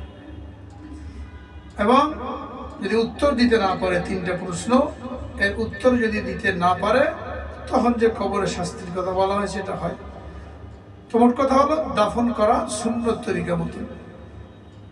যারা অংশ নেবে তারা 3 বার মাটি দেবে। কোনো জীবিত মানুষের গায়ে যদি ঢিলা মারা হয় তার যেমন কষ্ট হয়, কোনো জীবিত লোকের উপরে যদি বসা হয় তার যেমন কষ্ট হয়, কবরের জোরে মাটি ফেললে কেমন যেন তাকে জোরে ঢিলা মারা হচ্ছে, একই রকম কষ্ট। কবর পাড়ানো, কবরের উপরে বসা এটা নিষেধ। কবরের উপরে বসা মানে কেমন যেন ওই লোকের বুকের উপরে বসা হয়েছে। একটা জিন্দা লোকের বুকে বসলে তার যেমন কষ্ট হয়, কবরে বসলে, কবরে পাড়ালে ওই মুর্দা ব্যক্তির একই রকম কষ্ট হয়। এই জন্য মৃত্যু হয়ে গেলে পোস্টমর্টেম করা, ময়না তদন্ত করা, এটা শরীয়তে জায়েজ না, হারাম। মৃত ব্যক্তির বুক ফাড়া, চেরা, হাড্ডি কাটা, ভাঙ্গা। জীবিত ব্যক্তির বুক ফাটলে যেমন কষ্ট হয়, হাড্ডি ভাঙলে যেমন কষ্ট হয়, মৃত ব্যক্তিকে কাটা ছেঁড়া করলে একই রকম কষ্ট হয়। এই জন্য শরীয়তে ময়নাতদন্ত, পোস্টমর্টেম এগুলো বলে কিছু নাই, সম্পূর্ণ হারাম। এগুলো ইংরেজদের নিয়ম, কি কারণে বানিয়ে দিয়ে গেছে, আমরা সেই নিয়মগুলো ফলো করে চলছি। কারো যদি ক্ষমতা থাকে এটাকে রহিত করা দরকার, এটাকে বন্ধ করা উচিত। নিজের যদি কেউ যদি মারা যায়, যার কোনো কারণে পোস্টমর্টেম করতে হবে, তো যে কোনো ভাবেই হোক ওটাকে বন্ধ করা, ওই মৃত ব্যক্তির হক। এই সুযোগ না দেওয়া, টাকা পয়সা দিয়ে হোক, দরখাস্ত দিয়ে হোক, হাতে পায়ে ধরে হোক, যেন তার সাথে অমানবিক আচরণটা না করা হয়। আর যদি পারা যায় তো রাষ্ট্র থেকে এই কারণটা উঠিয়ে দেওয়া উচিত, তাদের ক্ষমতা আছে প্রভাব বিস্তার করা। এটা শরীয়ত বিরোধী আইন। মৃত ব্যক্তিকে নিয়ে কোনো কাটা ছেঁড়া, টানা হেঁচড়া করা যাবে না। আর এই জন্য যারা গোসল দেয় তাদেরকে বলা হয়েছে যে তোমরা আস্তে আস্তে তাকে উল্টাও, ডান দিকে কাজ করবে, বাম দিকে কাজ করবে, বসাবে, নিজের বুকের সাথে তাকে রেখে আস্তে আস্তে পেটে চাপ দেবে, আস্তে আস্তে করতে বলা হয়েছে। কারণ মৃত্যু যন্ত্রণা এমন, জানটা এক্ষুনি বের হয়ে গেছে, মৃত ব্যক্তি চিৎকার করে বলতে থাকে, আমাকে আস্তে আস্তে উঠাও, আস্তে আস্তে নড়াও, আমার প্রত্যেকটা লোম কূপের গোড়ায় গোড়ায় ব্যথা। এটা শুনতে পায় না, যারা গোসল তারা শুনতে পায় না। যদি শুনতে পেত তাদের গোসল না দিয়ে পালাতো। কবরের আযাব এরকম। নবীজি বলছেন, আমার মন চাইলো আমি তোমাদের জন্য দোয়া করি যেন তোমরা কবর আযাব দেখতে পাও, কিন্তু কবর আযাব দেখলে আর মাটি দেওয়ার লোক পাওয়া যাবে না। হ্যাঁ, সাপ চলে আসছে, কবর চেপে আসছে, হ্যাঁ, তোকে কবরে নামবে। তো ভয়ে তোমরা মৃতকে দাফন করা ছেড়ে দেবে, এই আশঙ্কা যদি না থাকতো আমি আল্লাহর নিকট দোয়া করতাম যেন তিনি তোমাদেরকে কবরের আযাব দেখিয়ে দেন। তো মুর্দা ব্যক্তি বলে, শুনতে পায় না। কবরের আযাবও মানুষ আর জিন ছাড়া বাকি সমস্ত মাখলুক তারা উপলব্ধি করতে পারে, বুঝতে পারে, কিন্তু বলতে পারে না। আর মানুষ আর জিন বুঝতে পারে না। এই জিনিসগুলো ওসিয়ত করে যেতে হবে। যখন কবর দেওয়া হয়ে গেল, এখন সুন্নত তরিকা কি? একজন মাথার দিকে দাঁড়াবে, একজন পায়ের দিকে দাঁড়াবে। যিনি মাথার দিকে দাঁড়াবেন সূরা বাকারা শুরু থেকে মুফলিহুন পর্যন্ত পড়বেন। যিনি পায়ের দিকে দাঁড়াবেন শেষের 2 আয়াত আমানার রাসূল থেকে শেষ পর্যন্ত পড়বেন। এটা সুন্নত। চারদিকে 4 জন দাঁড়ায়, গ্রাম দেশে 4 কুল পড়ে, 4 কোণায় 4টা ডাল পুঁতে দেয়। এটা সুন্নত তরিকার পরিপন্থী। সুন্নত তরিকা হলো শুধু মাথার দিকে একটা ডাল দিতে পারে আলামতের জন্য। এই জন্য না যে এটা যদি জীবিত থাকবে তার জন্য জিকির করবে, কবর আযাব লাঘব হবে। এটা ভুল ধারণা প্রচলিত হয়ে গেছে। শুধু চিহ্নের জন্য, আলামতের জন্য। তো 2 জন 2 দিকে দাঁড়াবে, মাথার দিকে একজন, পায়ের দিকে একজন। সূরা বাকারা শুরু আর শেষ পড়বে। 4 দিকে দাঁড়াবে না, 4 কুল পড়বে না, 4টা লাঠি গাড়বে না। শুধু মাথার দিকে চিহ্নের জন্য একটা ডাল ইত্যাদি পুঁতে দিতে পারে। নবীদের যে ঘটনা পাওয়া যায়, তিনি দুটো কবরের পাশ দিয়ে যাওয়ার সময় আযাব হচ্ছিল, তো খেজুর গাছের ডাল পুঁতে দিয়েছিলেন আর বলেছিলেন আশা করা যায় যতদিন এগুলো শুকনো না হবে, তাজা থাকবে, এদের কবর আযাব লাঘব হবে। এটা নবীজিকে জানানো হয়েছিল, তার বৈশিষ্ট্য ছিল। আমরা ডাল পুতলে এই কারণে তার কবর আযাব মাফ হবে, আমাদের সম্পর্কে এমন কোনো নিশ্চয়তা দেওয়া হয় নাই। আমাদেরকে দোয়া করতে বলা হয়েছে। তো সূরার 2 অংশ পড়ে বাস, ওখানে কোনো দোয়া নেই। জানাজা পড়ার কোনো দোয়া নেই। তখন দাফন করা হয়ে গেল। এখন ওখান থেকে সরে এসে কেবলামুখী হয়ে দোয়া করা সুন্নত। কেউ করতে চাইলে করতে পারে। জানাজার পরে কোনো দোয়া নেই, জানাজাটাই দোয়া। অনেকে জানাজার পরে আবার দোয়া করতে চায়, তো জানাজার দোয়া, জানাজার পরে কোনো দোয়া নাই। দাফন হয়ে গেলে ওখান থেকে সরে এসে দোয়া কালাম পড়ে এরপরে এখন কি করতে হবে, সূরা কালাম পড়লো, দোয়া করতে পারবে। কিন্তু জানাজার পরে আর কোনো দোয়া পড়বে না। এবং এই দোয়াটা তাৎক্ষণিক করা উচিত। হাদিসের মধ্যে বলা হয়েছে, যাকে কবরে রাখা হলো তার দৃষ্টান্ত হলো সমুদ্রে নিমজ্জমান ব্যক্তি, জাহাজে যাচ্ছিল, জাহাজ অ্যাক্সিডেন্ট হয়ে গেছে, ছিন্ন ভিন্ন হয়ে গেছে। একজন মানুষ খড়কুটা ধরে, ভাঙ্গা কাঠের টুকরা ধরে বাঁচার জন্য চেষ্টা করেছে। এই সমুদ্রের মধ্যে ভাসমান হাবুডুবু খানেওয়ালা নিমজ্জমান ব্যক্তি যেমন অসহায়, যাকে কবরে রেখে আসা হলো সেও এরকম অসহায়। যখনই কবরে রাখা হলো তখনই তার জন্য দোয়া করতে হবে, তখন তার জন্য দোয়া করা সুন্নাত। আমরা কি করেছি, নিজেদের পক্ষ থেকে নিয়ম বানিয়ে নিয়েছি, আজকে কোনো দোয়া নেই, 3 দিন পরে দোয়া হবে, এলান করা হয়, অমুক দিন কুলখানি হবে। আরে আজকে কবরে রেখে আসলেন, এখন থেকে তার সওয়াল জবাব হবে, 3 দিন পরে দোয়া করার কি অর্থ? পরে 3 দিন যে মাঠটার খাওয়ার, রিমান্ডে যাওয়ার, এটা হয়ে যাক, এরপরে ছাড়ানোর জন্য চেষ্টা করব। এটা একটা মূর্খতা হয়ে গেল না? যখনই রাখা হবে তখনই দোয়া করতে হবে। জোহরে রাখা হয়েছে, ওখানে দোয়া হয়ে গেল, আসরে দোয়া করেন, মাগরিবে দোয়া করেন, 3 দিন পরে করাটা থেকে আসলে। এই শব্দটা হলো কুলখানি, ফার্সি শব্দ। এর থেকে বোঝা যায় এটা আসছে ইরান থেকে আসছে, ইসলাম থেকে আসে না। এই 40 চেহলাম বলা হয়, চেহলাম হচ্ছে, কুলখানি হচ্ছে, এই সবগুলো ফার্সি শব্দ। ফাতেহাজদাম, ফাতেহাদুয়াজদাম, এগুলো ফার্সি শব্দ। এই ইংরেজদের আমলে, মোগলদের আমলে, শিয়াদের আমলে এই জিনিসগুলো ইসলামের মধ্যে প্রবেশ করেছে। কুলখানি বলে কোনো কিছু নাই। 3 দিনের দিন কোনো অনুষ্ঠান করা যাবে না, খাওয়ানো দাওয়ানো যাবে না। 3 দিনের দিন কার বাসা থেকে খাওয়াবে? মারা গেছে মানুষ, হ্যাঁ, ওখানে রান্না মানুষ, বিরিয়ানি পোলাও রান্না হচ্ছে। কেউ মরে যে খুশি, বিয়ে করে আসলে মিষ্টি বিতরণ করে। যে মারা গেল তার জন্য দোয়া করে মিষ্টি বিতরণ। এখানে মিষ্টি খাওয়ার কি যুক্তি আছে? 3 দিনের দিন মৃত বাড়ি ব্যক্তির বাড়িতে রান্না বান্না করা, গরু জবাই করা, এটা অত্যন্ত নিন্দনীয় এবং গর্হিত। আর এখন তো কিছু এলাকা এমনও আছে যে যেদিন মারা যায় যারা জানাজা পড়তে আসবে ওদেরকে গরু মেরে খাওয়াতে হবে। একদিকে কবর খনন করা হচ্ছে, দাফনের ব্যবস্থা করা হচ্ছে, অন্যদিকে গরু কিনে জবাই করা হচ্ছে। কোনো এলাকার মধ্যে, আমাদের দেশেও আছে, ইন্ডিয়াতে দেখেছি ওইখানে আছে। কিন্তু একজন মানুষ মারা যাওয়া মানে মুসিবত, তাহলে গরু কিনতেই হবে, রান্না বান্না শুরু হয়ে গেছে। ওখানে নিয়ম কি, যারা জানাজা পড়তে আসবে এলাকার লোকেরা 4 জন 5 জন, দূরের লোক যদি হয়, দূর থেকে আসছে, এলাকার লোকেরা 4-5 জনকে নিজেদের বাড়িতে নিয়ে মেহমানদারি করাবে। যে বাড়ি কেউ মারা গেল তারা শোক পালন করবে নাকি গরু জবাই করবে? 3 দিন পর্যন্ত শোক পালনের অনুমতি আছে, 3 দিনের পরে শোক পালন করা যাবে না। তো এই জন্য বলা হয় যে 3 দিন মরা বাড়ি কোনো চুলা জ্বলবে না। মানে কি, মানে জ্বালালে গুনাহ হবে তা না, কিন্তু যেহেতু শরীয়তের পক্ষ থেকে শোক পালনের অনুমতি আছে, এদের রান্না করার মতন পরিস্থিতি নাই। এই জন্য এলাকার লোকের জিম্মাদারি 3 দিন এদেরকে খানা পিনা দেবে। 3 দিন পরে চুলা জ্বালাতে হবে, রান্না বান্না করতে হবে, আর শোক পালন করা যাবে না। কেন? মানুষ মরতেই থাকবে, আর যদি শোক পালন করতেই থাকে এইভাবে তো দুনিয়া তো অচল হয়ে যাবে। আল্লাহ দুনিয়াকে তো জারি রাখবেন, চালু রাখবেন। 3 দিনে বেশি কোনো শোক পালন করা যাবে না। শুধুমাত্র কোনো স্ত্রীর স্বামী যদি মারা যায়, তো স্বামী স্ত্রীর জন্য বহুত বড় নেয়ামত এবং বরকত। স্বামী মারা গেলে বুঝে আসে। জীবিত অবস্থায় কত আবদার, কত কথাবার্তা, কত চাওয়া পাওয়া স্বামীর কাছে। স্বামী মারা গেল, ছেলে পেলে যতই টাকা পয়সা বলা হোক, এদের কাছে আর মন খুলে ওই জিনিস চাওয়া যায় না, মনের কথাও বলাও যায় না। তো স্বামীর চাইতে বড় নেয়ামত আর নাই। হ্যাঁ, এটা মৃত্যু হলে তখন বুঝে আসে যে কত বড় ছায়া ছিল আমার উপরে। এই জন্য স্বামী মারা গেলে 4 মাস 10 দিন ইদ্যত পালন করতে হয়, শোক পালন করতে হয়।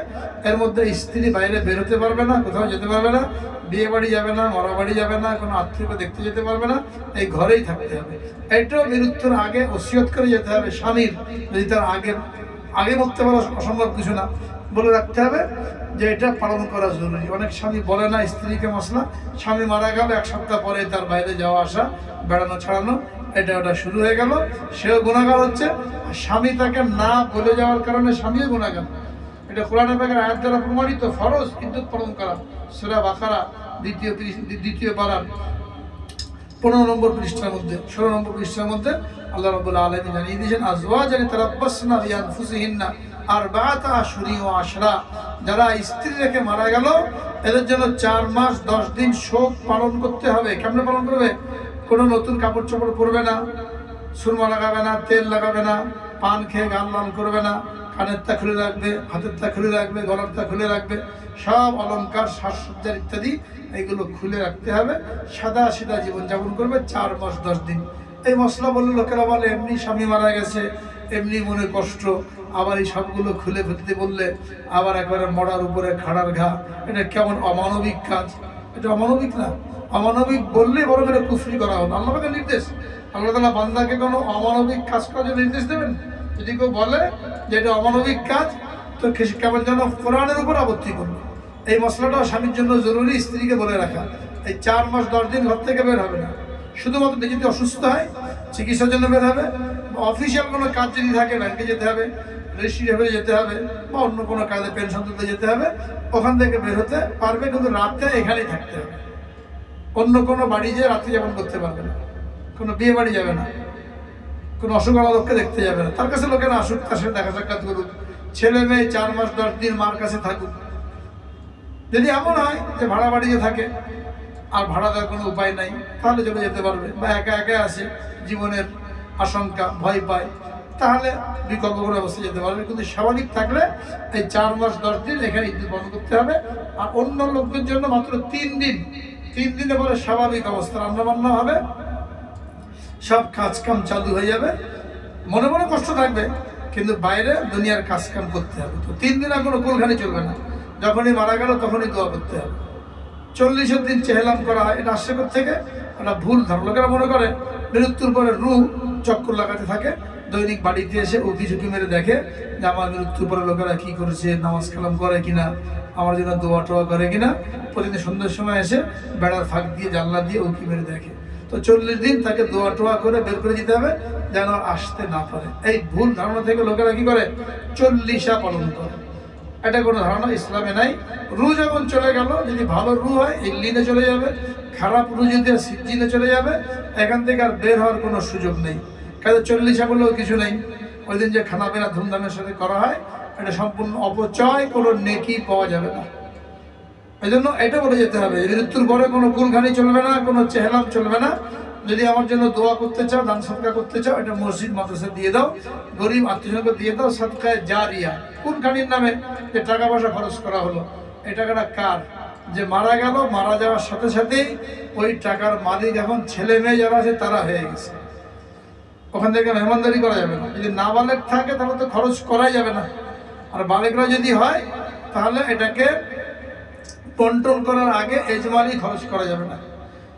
যদি মনে করে সংসারে যিনি বড় পিতা হন, স্বামী, যে আমার মৃত্যুর পরে ছেলেমেয়েরা জায়গা জমি নিয়ে গণ্ডগোল পাকাবে, তাহলে জীবদ্দশায় এগুলো সমাধান করে যাওয়া উচিত। যদি দিনদার হয় তো গণ্ডগোল না করা উচিত। মিরাজ করে দেওয়া আছে, ফারায়েজ আছে। মৃত্যুর পর 1 সপ্তাহের মধ্যে এগুলো ভাগ করে ফেলতে হবে, বেশি দেরি করা যাবে না। দেরি করলে কি হবে, যেই মারা গেল, মারা যাওয়ার সাথে সাথেই এই সম্পদের ভাগ সব বন্টন হয়ে গেছে। স্ত্রী যদি সন্তান থাকে সব 8 ভাগের 1 ভাগ, বাপ মা 6 ভাগের 1 ভাগ, ছেলে মেয়ে যারা আছে ছেলেরা 2 ভাগ, মেয়েরা 1 ভাগ, বন্টন হয়ে গেছে। এখন মৃত্যুর পরে দেখা গেল মা জীবিত আছে, মানে স্ত্রী থাকে, ও একটু পাওয়ারফুল যদি হয় তাহলে সে কি করে, ভাগ করতে দেয় না, নিজের কবজায় রাখে। ছেলেবেলেকে জমি জায়গা ভাগ করতে নিজে দেখভাল করে, নিজের হাতে টাকা পয়সা আসে, কাউকে কম দেয় কাউকে বেশি দেয়, এরকম চলে বছরকে বছর। কি বলে যে বাপ মরে পারলো না, এখনই তোমরা সম্পদের জন্য কামড়াকামড়ি শুরু করে দিয়েছো, এই কথা বলা ঠিক না। কিন্তু আল্লাহ পাকে নির্দেশ দিয়েছেন যার হক থেকে পৌঁছে দেবে। মায়ের জন্য কোনো অধিকার নাই, স্বামী মারা যাওয়ার পরে এই সম্পদকে কুক্ষিগত করে রাখবে, তার 8 ভাগের 1 ভাগ, 8 ভাগের 1 ভাগ সে রেখে দিক, বাকিটা সন্তানের মধ্যে বন্টন করে দিতে হবে। অনেক লোক এরকম আছে, আমাদের কাছে লোকজন আসে কে বাপ মারা গেছে কত আগে, তো মা সম্পত্তি দেয় না, ইচ্ছা মতন খরচ করে, মেয়েদেরকে বেশি দেয় বা কোনো ছেলেকে বেশি দেয়, আমাদেরকে ভাগ ভাগ করে দেয় না, কষ্টে চলতে হয়। মায়ের কোনো অধিকার নাই। যদি বড় ভাই থাকে, বড় ছেলে, বাপের মৃত্যুর পরে যার কাছে সম্পদ চলে আসে, তার জন্য জরুরি 1 সপ্তাহের মধ্যে ফারাজ বের করে ভাই বোন সকলের অংশ দিয়ে দিতে হবে।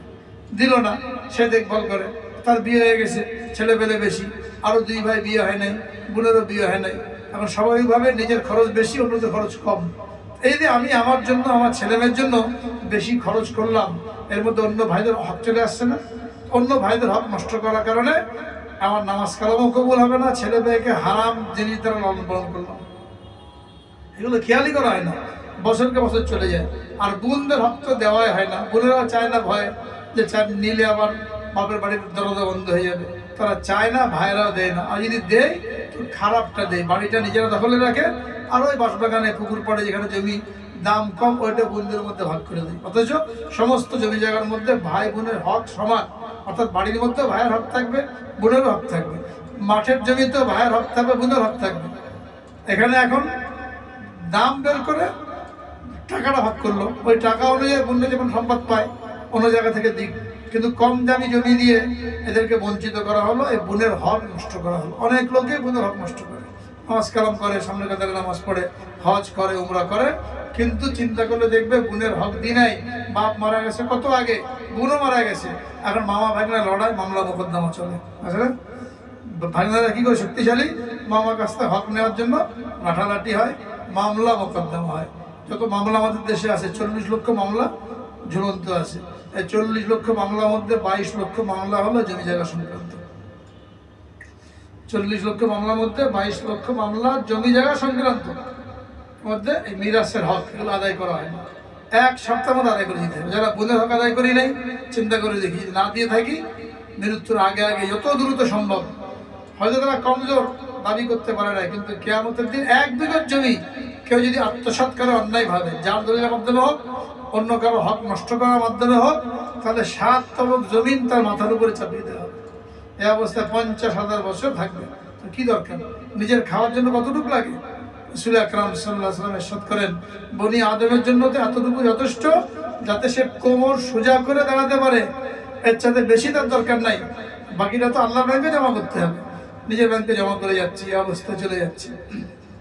আর ঋণ যেন না থাকে, এইগুলো শোধ করে যেতে হবে। নাবালেগ যদি থাকে তাহলে তো সম্পত্তি থেকে খরচই করা যাবে না, নাবালেগের দান করার কোনো অধিকার নাই। সুতরাং 3 দিনে পালন করে ওখানে ভুরিভোজ করলেন, নাবালেগ ছিল, ওই নাবালের অংশ চলে আসছে এখানে। 40 করে ওখানে 2 লাখ টাকা খরচ করা হলো, ওই নাবালের হক চলে আসে। এই জন্য যারা মরা বাড়ি দাওয়াত খেতে যাবে, এদের খোঁজ নিতে হবে এই লোক করে নাবালেগ রেখে মারা গেছে কিনা। যদি নাবালেগ রেখে মারা যায় তাহলে ওখানে যাওয়াই যাবে না, কারণ যাওয়া মানেই হলো আমাকে যা কিছু খাওয়াবে ওর মধ্যে কি আছে, ওই নাবালেগের অংশ আছে। আর নাবালেগ যদি অনুমতি দেও, এই অনুমতি কার্যকরী হবে না 12 বছর পুরো না হওয়া পর্যন্ত। সুতরাং এটাও বলে যেতে হবে যে দান সৎকার যা কিছু করা, এটা করে কাউকে খাওয়ানোর দরকার নাই, অনুষ্ঠানের দরকার নাই, এটা মসজিদ মাদ্রাসা দিয়ে দাও, চুপি চুপি সৎকার জারিয়ে হবে। কিন্তু লোকেরা করে না। কেন করে না? যে 3 দিনা করলে 40 করলে 2টা জিনিস, একটা হলো কি হবে, আমার শহরত, বাবার জন্য অনেক কিছু খরচ করেছে, আর হলো প্রশংসা, প্রসিদ্ধি আর প্রশংসা, লোক দেখানোর জন্য। 3 দিনা করলো, 40 করলো, লোক দেখানোর জন্য করলো। লোক দেখানোর জন্য করলে রিয়া, কোনো নেকি না। আল্লাহ তাআলা বলবেন, যাকে দেখানোর জন্য করেছো তার কাছ থেকে নিয়ে আসো, আমার কাছে কিছু নাই। এবং সবচেয়ে উত্তম হলো নিজের জীবদ্দশায় কিছু করে যাওয়া, ছেলে পেলের জন্য বসে না থাকা। ছেলে পেলে আপনার জন্য কয় টাকা খরচ করবে? আপনি 5তলা বিল্ডিংয়ের মালিক, 10তলা বিল্ডিংয়ের মালিক, অনেকগুলো ফ্ল্যাট, আপনি 2টো ফ্ল্যাট মসজিদের নামে লিখে দেন, মাদ্রাসার নামে নিজের জীবদ্দশায় লিখে দেন যে যাই ভাড়া যা আসবে প্রত্যেক মাসে মসজিদে চলে যাবে, মাদ্রাসায় চলে যাবে। কতদিন দুনিয়া থাকবে, বাড়ি থাকবে, আপনার আমল লাগার সব পুষতে থাকবে। ছেলে মেয়ে মিলাদ দিক আর না দিক, 40 পালন করুক আর না করুক, মৃত্যুবার্ষিকী পালন করুক আর না করুক, আপনি নিজে নিজের ব্যবস্থা করে গেছেন। এটা বুদ্ধিমানের কাজ, এটা করে না। ছেলে পেলেও জমা করতে থাকে, নিজে তো 10তলা বিল্ডিংয়ের মালিক, ছেলে পেলেও লেখাপড়া শিখেছে, এদের বাড়ি গাড়ি আছে, ওদেরটাও তো যথেষ্ট। আপনার তো উচিত ছিল আপনার পুরো বাড়ি আপনি দিয়ে দেন মসজিদ ব্যবসার জন্য, কেন ছেলেবেলা স্টাবলিশ হয়ে গেছে, একটা বাড়ি ঘর বানিয়েছে, ওইগুলো থাকলো। আমার এই বাড়িয়ে ভোগ করলো, একটা ফ্ল্যাট বা 2টো ফ্ল্যাট এটা লিখে দেবো মাদ্রাসার নামে, এতটুকু করতে পারি না। ছেলেবেলা কী করবো আমার জন্য? কয় টাকা খরচ করবো? ওই বেশি থেকে বেশি 40 আর 2 লাখ টাকা খরচ করলো, মৃত্যুবার্ষিকীতে 1 টাকা খরচ করলো, এর বাইরে আর করবে। প্রত্যেক মাসে আপনার জন্য ছেলেপেলে 30,000 টাকা দান করবে, এরকম পাবেন না। কিন্তু আপনি 2টো ফ্ল্যাট মাদ্রাসার নামে দিয়ে যান, মসজিদের নামে দিয়ে যান, প্রত্যেক মাসে এটা ভাড়া 40,000 হোক 50,000 হোক, আপনার আমল নামা জমা হয়ে যাচ্ছে। কিন্তু না করে যতই বলে যান এই 2টো ফ্ল্যাটের ভাড়া যেন মাদ্রাসায় যায়, যতই ওসিয়ত করে, এটা তারা মানবে না। কেন প্রত্যেক মাসে 50,000 টাকা খামাখা মাদ্রাসায় দিচ্ছি, 50,000 টাকা প্রত্যেক মাসে, এটাকে খামাখা মনে করবে। খামাখা মনে দেবে না, তা দিলেও 2-4 মাস দেবে, এরপর আর দেবে না। যেটা বুদ্ধিমানের কাজ হলো নিজেরটা নিজেই করে যাওয়া, ছেলেবেলার জন্য বসে না থাকে। আর ছেলেবেলা করলে কয়দিন করবে? তারা যখন জীবিত আছে, নাতিপুতি করবে। আর নাতিপুতি নানার কবর জিয়ারত করতে গেছে, দাদার কবর জিয়ারত করতে গেছে, এরকম রেকর্ড খুব কম। ছেলেমেয়ে যখন থাকে তারা হয়তো সবে বাড়াতে সবে বদলে বাপের কবরটা জিয়ারত করতে যায়, কিন্তু কোনো নাতি বা পুতা দাদা কিংবা নানার কবর জিয়ারত করতে যায়, তার জন্য দোয়া করা আছে এরকম। আমি বসে থাকি 20 বছর হয়ে গেল, আজ পর্যন্ত কোনোদিন কোনো নাতি পুতা আসে না যেমন নানার জন্য দোয়া করে। ছেলেবেলা বলে দোয়া করে বাবার জন্য, কিন্তু 20 বছরের মধ্যে কোনো নাতিও আসে নাই আমার নানার জন্য দোয়া করেন, কোনো পুতাও আসে নাই যে আমার দাদার জন্য দোয়া করেন। ছেলেবেলা মরে গেল, শেষ, নানা কথা ওরা মনে করবে না।